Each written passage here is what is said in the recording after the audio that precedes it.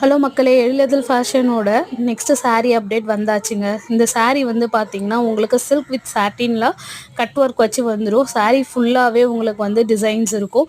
அதே மாதிரி இதுக்கு கான்ட்ராஸ்ட் ப்ளவுஸும் நம்ம வந்து கொடுத்துட்றோம். ஸோ டோட்டலாக வந்து sarees வந்து 8 கலர்ஸில் வந்து அவைலபிள் இருக்குது. அந்த 8 கலர்ஸும் வந்து நான் உங்களுக்கு ஷோ பண்ணியிருக்கேன்.